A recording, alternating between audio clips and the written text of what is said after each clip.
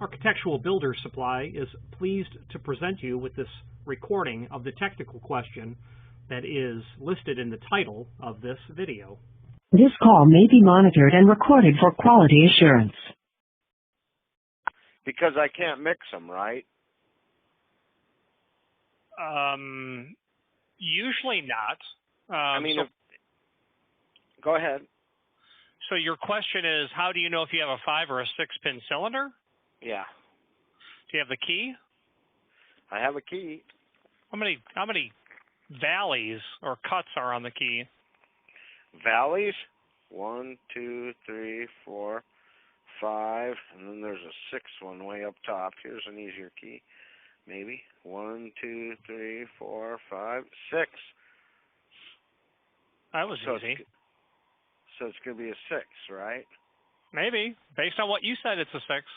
Okay. Now, if I have a box sitting here, is there a way a number on the box is going to tell me? Not necessarily, but it might. Okay.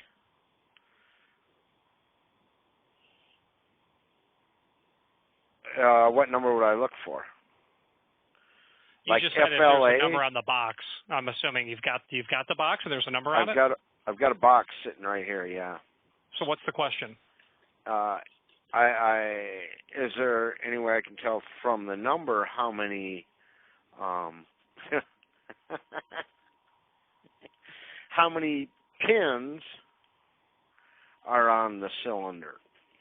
Possibly, but not always. Okay, so let's say I have a cylinder sitting here in front of me. Can I tell by looking at it how many pins are on it? If it's assembled, probably not. Okay. Not without knowledge of what the dimensional properties of it are. Okay, so dimensional properties, you mean length? Yeah, like the length of the Bible on the top of the cylinder. That might be a clue.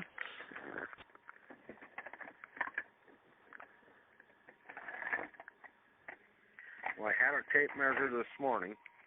I would not know what, if you measured it, I wouldn't be able to tell you if it's 5 or 6. I don't even know what cylinder we're talking about. It's a Schlage cylinder. That narrows it down to a century of lock production. Okay. And I'm with you, and I'm sorry I have about none of the knowledge compared to what you have. Okay. I know how to install a lock, and I know how to take out a lock cylinder. And I just want to order a bunch of them, but I need to know that I'm ordering the right thing. Indeed. So you want to identify that lock, and you've got the box, and I believe you said, is there a part number on it? There's a box. Yes, there is a part number. Would you like me to read that? Yeah, why don't you tell me what you got there? Let's take a look. S51PD-FLA-605-RH. Yeah, I think those were discontinued. I think those were only 5-pin, but I might be wrong. Let's see. And I counted 2 keys, and they were different keys for different units.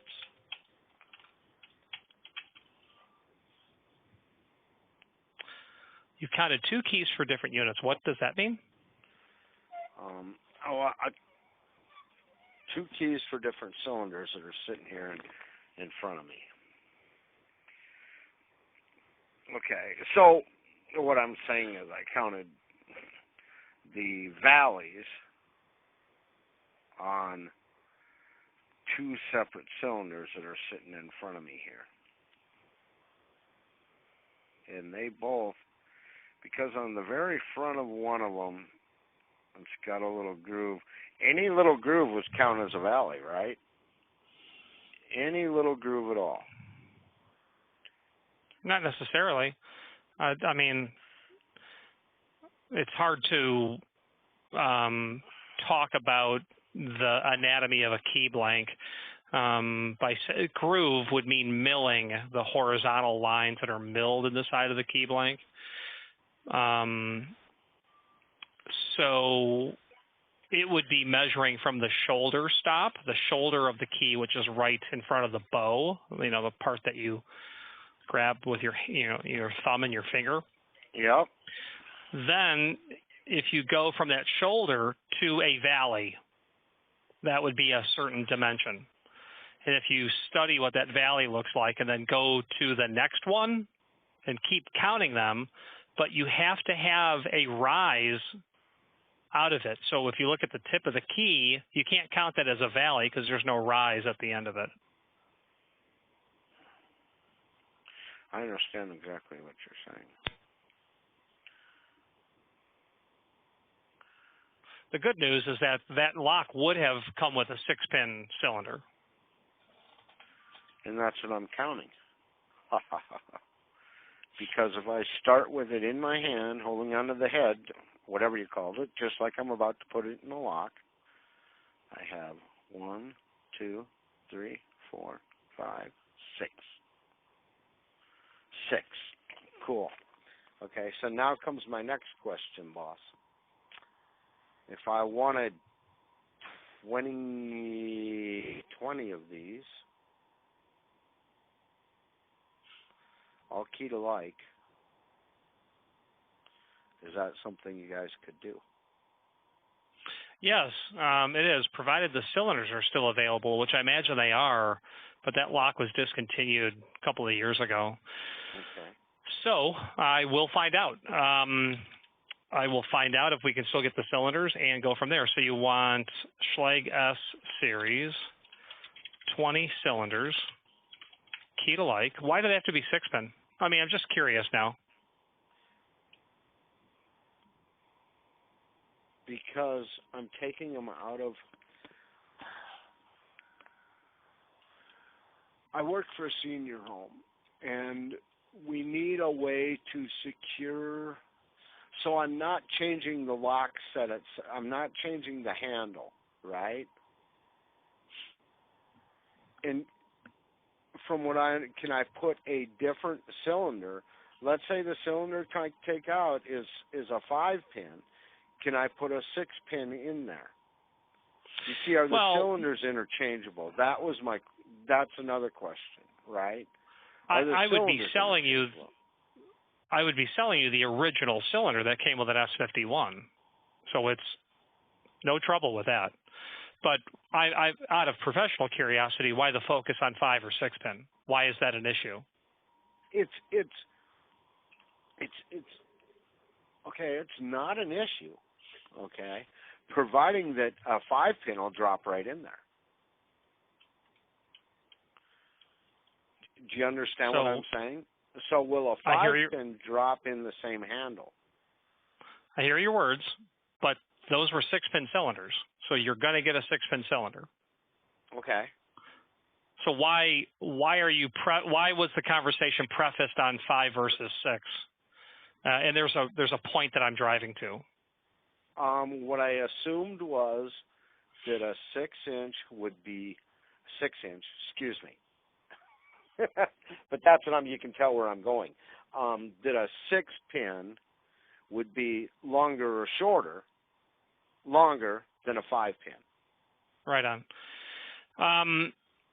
So, okay, understood. No problem. I don't, depending on the cylinder type, you're certainly going to have a longer Bible on the top of the cylinder, the horizontal stack.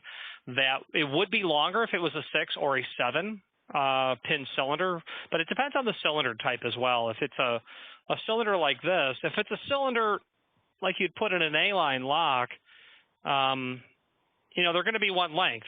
But in an F-line lock, they don't make 6-pin. So that 5-pin cylinder, yeah, it's shorter. But you need a starter for a car. We're not just going to sell you a starter. We're going to say, oh, you've got a Chevy Malibu? What year? That's the starter you're going to buy. No worrying about whether the Ford Explorer starter is going to fit on there. So the point I was driving at is, you want them keyed alike. Are you keying them at all into an existing system, an existing keying system? No, what's happening here is we've had a lot of vacancies lately. Okay. Sure. And I've got over 100 units. And what's happening is I'm going through and I'm having my housekeepers clean them all. And then the flipping, I don't know who's doing it. I haven't figured it out yet. But they're going in using the bathroom. They're throwing trash on the floor and everything like that. So when I go into it again, I got to have them flipping re-cleaned. This morning I found cranberry juice spilt all over the carpet on one of them. And it didn't just happen. It's been there a while, and I'll be lucky not to be able to save my carpet. So what I want to do is be able to put a new. The most economical way I can think to do this is to put a new cylinder in each door handle.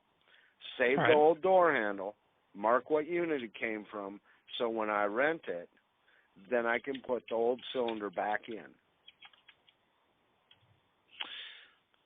So I understand. Makes perfect sense. The most economical way would be to have a locksmith come and repin those. But then I have to have them come back and repin it again. And I have to. So your logic is you'll always have a set of backup cylinders. That's exactly right. Yeah, right on. Okay, because so what? Sales needs a key, yada yada yada. But if it's best way to do it the way I'm doing it. So. Okay. Yeah. So what we could do is sell you them all keyed alike, or however you want them keyed. Then you'll have all the old ones that at some point in the future you could ship those to us, and we can then pin those so you got backups ready to go. Okay, so. Yeah, or I leave them just how they are, right? And when I rent the unit, I put the old one back in the door, meaning I already have 8 keys for it and everything like that, and it's all ready to go for the new resident. And it's already keyed to a master. That's okay. So 2 things there. Obviously, if you do that, the old key, if you feel you've been compromised, is still going to work. But that's okay because now there's a resident living there. Okay. It's not that. You're definitely going to want to repin those just from a liability perspective. No, because my housekeepers and my leads have master keys. Okay, somehow these units are getting into at night, so somebody's got a key, and I'll worry about that later on down the road. Okay, for right now, what I need is, I think I counted them up, it's like 24 cylinders that'll fit into these handles that are all keyed alike so that I can give a key to my executive director, one to my salesperson, one to me. Okay? So I'm only going to need like 4 keys, and I suppose I'll get a key or 2 with every one of them, and that's fine. Then what will happen is I'll put all these new ones into each unit. I'll be the only one besides executive director, sales, and maybe my lead housekeeper that can get into these units. So once they're clean, they're locked down. Nobody else can get into them. Then when they rent, I'll put the old cylinder back into it, which is fine, okay, because all my caregivers have to have access to those units when there is a resident in there. Whether the door's locked or not, they have to be able to get in there, okay? This is a senior citizen home, meaning the senior could have fallen out of his chair and the door's locked, okay? So every one of those has to be keyed on the master once somebody's living in there. Sure. I understand. So 2 things. I happen, and I'm just wearing my certified registered locksmith hat, I happen to be